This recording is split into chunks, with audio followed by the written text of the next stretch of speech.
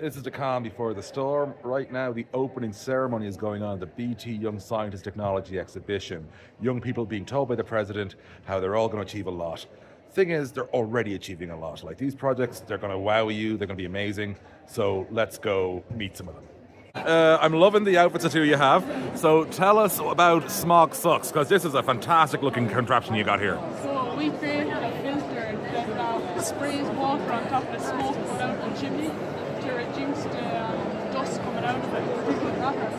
So we have water here, and the water goes up through the black pipe out the two sides of the ground. This sprayer in here that sprays water on top of the fog. Put it down here, down through here, and get through the white tubes down here, and recycle it again. Over and over, it's like this. Fantastic. And where did the idea to do this come from? So basically we were sitting down at my granny's house and we were talking because we're cousins, and we came across an article in Clare Champion that said about the smog problem, the air pollution problem in Ennis, and we were thinking of entering BT anyway, so we kind of got to research and see if there's something we'd be interested in to find a solution, and we came across that it was a lot worse than we originally thought it would be, so we said we'd come up with a solution to this. So, welcome, obviously, to Dublin for this event. Tell us about your projects. Right, so my project is about how the Ukrainian students are feeling and how they integrate in the secondary schools of Ireland. My project uses two modified well-being profilers. One of them is the Corona profiler, and the other one is the EVA profiler. They are both kind of similar in that they measure the well-being of people, but there are two differences. One is that the EPOC profiler was specifically designed to assess the well-being of teenagers, and the second difference is the factors they measure. While the EPOC profiler measures the engagement, perseverance, optimism, connectedness, and happiness, the Irma profiler measures positive emotions, engagement, relationships, meaning, accomplishment, loneliness, negative emotions, and happiness.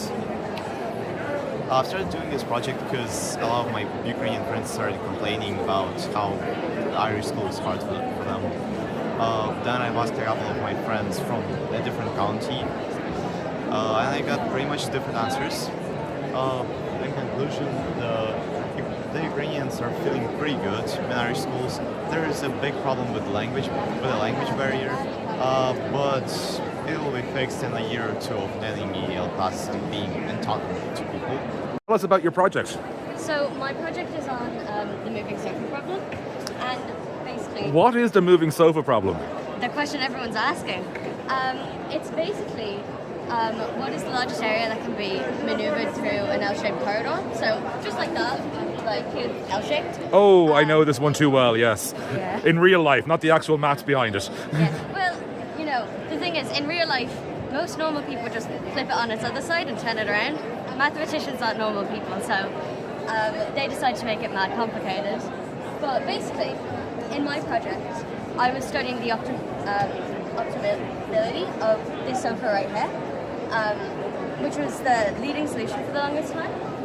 It's by Viva, and it was 2.2195 was its total area, and some other fellas discovered the upper bound was 2.37.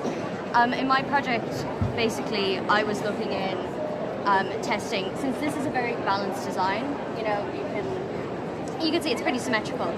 The area is even on both sides. I decided to test unsymmetrical sides, so as you can see my design over there. And basically what I found is that using an unsymmetrical design, using quarter eclipses instead of half semicircles like here and here, work much better in getting the total area of the sofa. And if even this sofa, the biggest discovery with this one that helped me actually increase the lower bound of this problem was finding a new method of rotation, that if you delayed the rotation of the sofa, you could actually have gain more area throughout the problem. So that's pretty much my total discovery. I ended up with a sofa with an area of 2.2443. And yeah, there's my design over there. And there's I want to got one more question. Where did the idea to even focus on this come from? I was researching problems, and like the thing is, I've been thinking about I have a real interest in maths and stuff, and a real interest in geometry, and I'd been looking at problems in that area to do for a young scientist problem, and I found this one and it just clicked because it just, it's one of those ones that just annoyed me so much I had to go do it myself because it's like sounds so simple, but I found out it was much difficult than it seems. Adela, great to see you here at this event, coming all the way from Mayo, I know. So tell us what your project's about.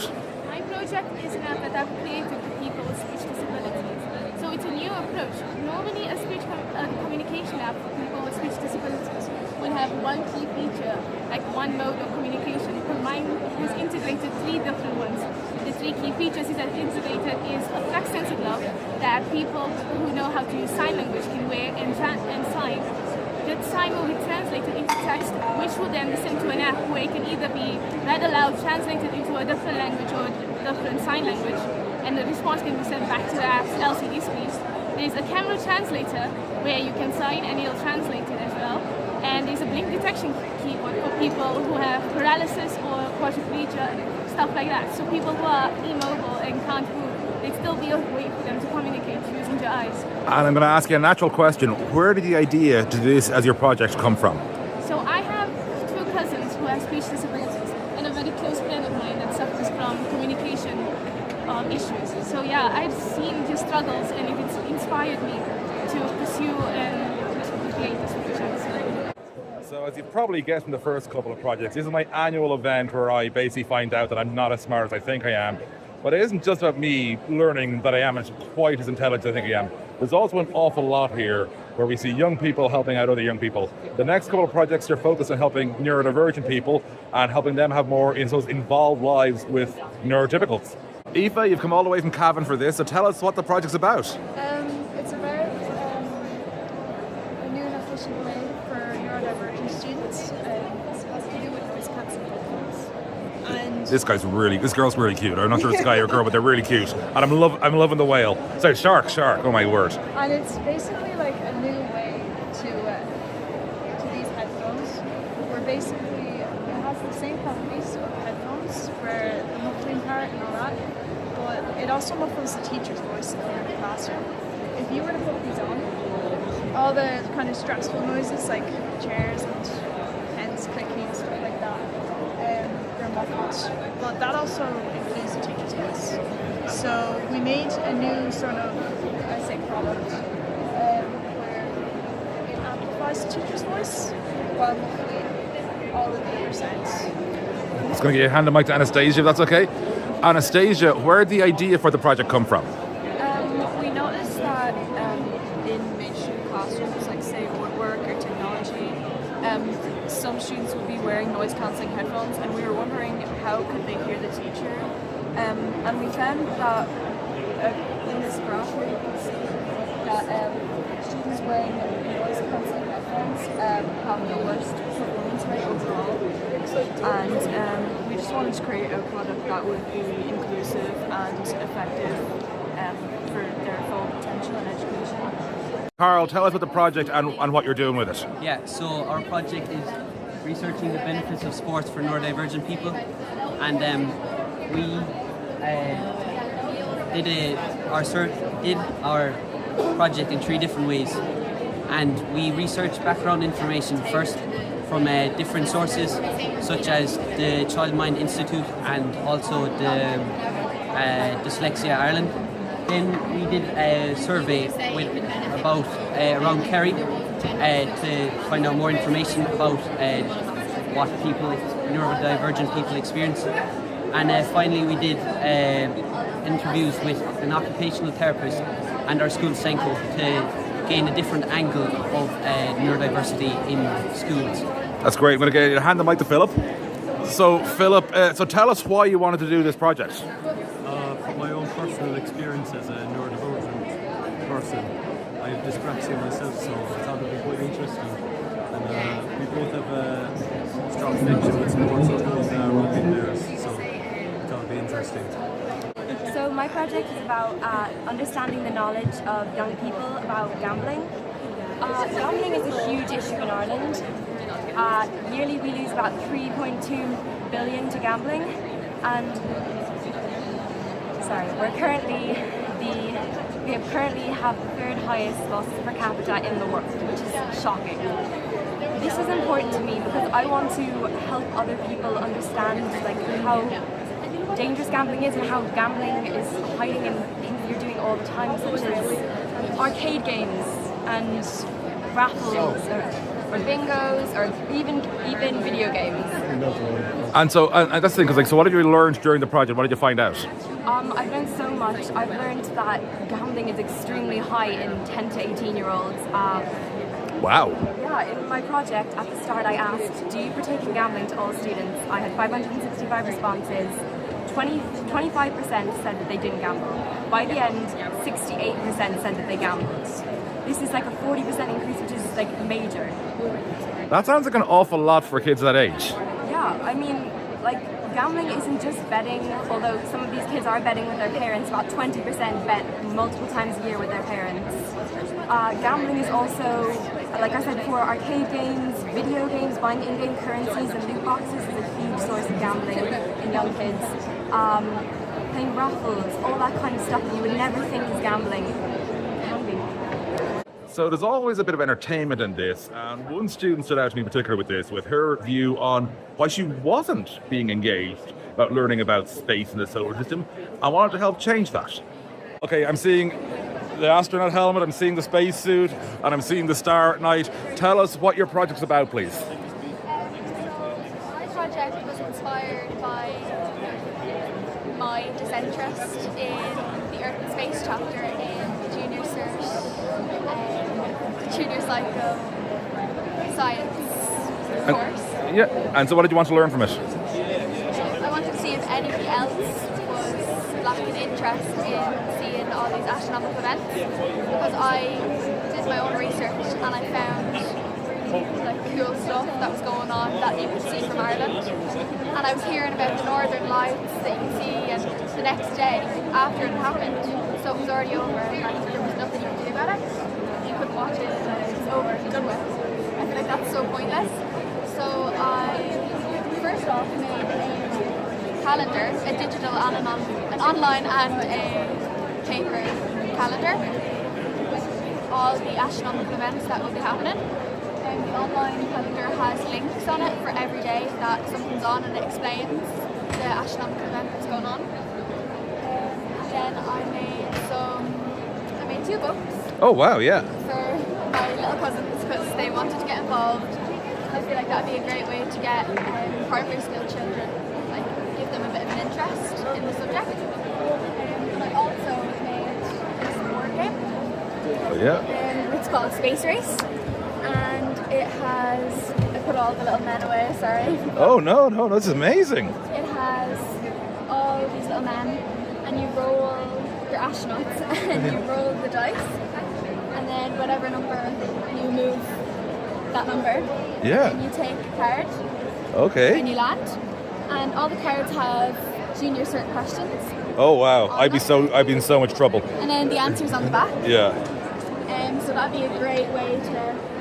That'd be great to introduce to a classroom to help gauge interest in trees and Well, you've clearly done fantastic work, and there's so much detail. Just making sure we get a bit more of this in the video. And listen, best of luck, Michelle, with this. Thank you so much. Maria, tell us about your project and why you did it. So our project is about mental wellness prototype for camogie games and to see if they impact your performance and make you play better. We decided to do this project as we realised that before we played camogie, oftentimes we realised we were feeling unready and nervous before games. So we researched, we found mental warm-ups, and we decided to research it for our BT project.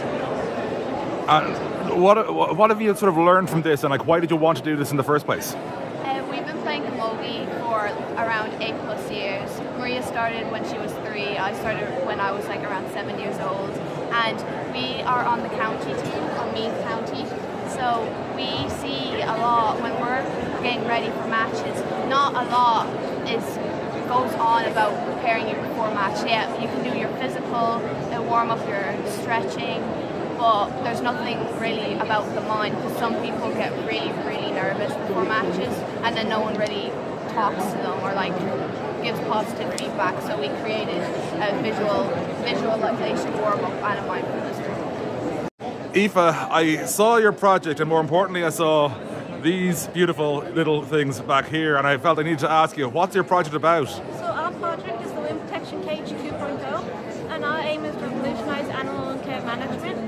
We took the prototypes that were developed last year, and we improved them by talking with subject matter experts and getting them tested in multiple veterinary practices and analysing their feedback. And Etain, why did you even want to learn about this in the first place? So it started a few years ago when my mum fell and cut her elbow. So I had this 3D pen and I made a small cage to go over it. And it helps the wound to heal from letting air at it. And yeah. Here, I'm loving the balloons for starters. And so it's about the grade inflation bubble. So tell us what that's all about. So our title is The Great Inflation Bubble. Is the Leaving Certificate creating a generation of inequality and false success? Since the COVID pandemic, each Leaving Certificate student has faced disruption due to countless exams, accredited grades and inflated grades. And so what did you learn? Is grade inflation really happening? Yes, grade inflation is really happening, Chris. We found out that grade inflation is happening because we found out that there is false success because there's different perspectives between students who have already done their Leaving Cert and students who are yet to do their Leaving Cert. As students who have already done their Leaving Cert can see the negative impacts, but the students who have not done their Leaving Cert yet can mainly see positive impacts. Brilliant. And I've got to ask, either we can answer this one. There's so much work here, the stickers, the pens, everything. Where did the idea to do... What's the machine? Yeah. It's a bubble machine? Yeah. Oh, wow. So where did the idea to do that come from? Well, we chose the bubble idea because we believe that students are trapped in a bubble of inequality and false success. Inside the bubble is positivity and success, and outside is the reality, which is where students face problems when they come into third level education. It's a good way to promote our project and get the word out. It gets quite busy here, as you can tell. It's quite noisy, quite lots of people around. But there's like 550 projects here from all over the island. It's quite a lot of students with so many different ideas. I'm looking at your project here, and well, there's so much going on. It's fantastic. Tell me all about it, please. So, for this project, I'm going to discover whether this exoplanet has a secondary atmosphere. This exoplanet is called 55 Cancri E, and it's located around 40 light years away from our solar system. So about as long as it takes to get from Dublin to Mitchelstown, the current traffic, basically, is it? Oh, no, longer than that. And for this project, I'm going to use thermal emission and transmission spectroscopy to detect if this planet has a secondary atmosphere. And so why did you want to do this project? The thing is that, I have an interest in astrochemistry, and when I looked at this project, there was a lot of different results coming up because the atmosphere has been extensively studied, but there is not a certain result for it. So for this project, I'm just going to nail down a result and my own conclusion. So this is Ellie, the mobility and care sister. It is for people who, let's say the elderly who have trouble walking, or people who have been in an incident and they have spinal problems and have trouble walking. Basically, it's a substitute for parallel barriers in rehab, and it's also easier to use than parallel barriers because it's like if you have partial mobility, it's easier to use because people with partial mobility they get put into wheelchairs. Whereas this, you can prolong your mobility for another 10 to 15 years instead of just being stuck in a wheelchair for the rest of your life. And so what did you learn while doing the project? We learned that in Ireland there's over 500,000 people who struggle with mobility issues in Ireland. And there's a massive nurse shortage, and it's just horrible if you're trying to get a nurse or just live independently at home. It's really hard and expensive to try get a nurse, and it's really devastating. So we just thought we would create a low-cost, effective nurse, supposedly. And lastly, Jaden, I suppose, where did the idea to even do this as your project come from?